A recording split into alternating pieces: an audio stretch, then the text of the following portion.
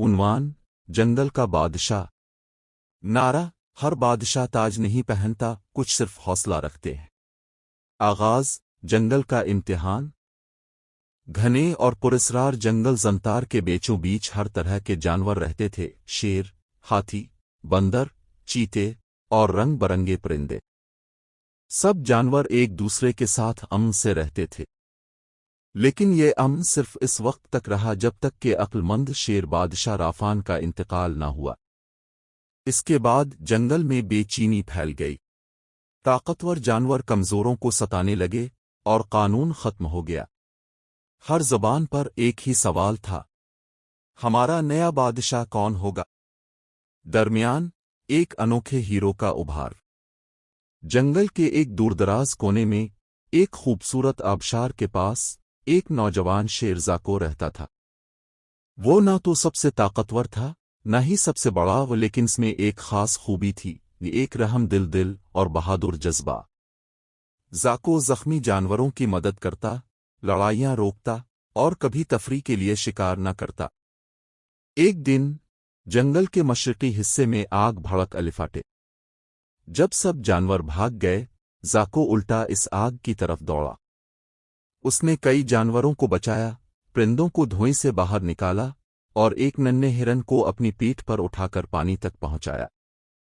اب جانوروں کی آنکھوں میں اس کے لیے خوف نہیں بلکہ امید تھی۔ موڑ: تخت کا امتحان۔ جنگل کے بزرگوں کی کونسل نے فیصلہ کیا کہ اب بادشاہ خون کے رشتے سے نہیں بلکہ حوصلے اور ہمدردی سے چانا جائے گا۔ 3 امتحان رکھے گئے۔ 1. طاقت کا امتحان، جنگل کو تنگ کرنے والے چیتے کو شکست دینا۔ 2. دانائی کا امتحان، قدیم پتھر کی پہیلی حل کرنا۔ 3. قربانی کا امتحان، یہ ثابت کرنا کہ وہ دوسروں کو خود پر ترجیح دے سکتا ہے۔ زاکو نے تینوں امتحان کامیابی سے مکمل کیے۔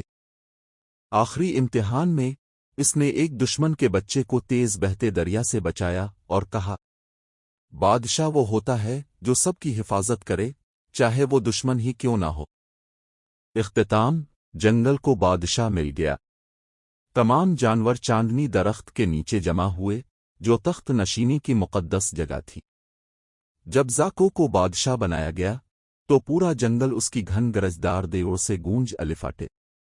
زاکو نے انصاف، دلیری اور دانائی کے ساتھ حکومت کی۔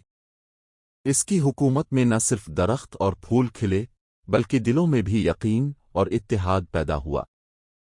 رات کو جب ستارے زنتار کے آسمان پر چمکتے تو جانور اپنے بچوں سے کہتے: زاکو بادشاہ جیسے بنوں، کیونکہ وہ سب سے بڑا نہیں بلکہ سب سے بہادر دل والا ہے۔ سبق: اصل بادشاہ وہ ہوتا ہے جسے اس کے دل کی عظمت پہچان دیتی ہے، نہ کہ اس کے دھاڑنے کی آواز۔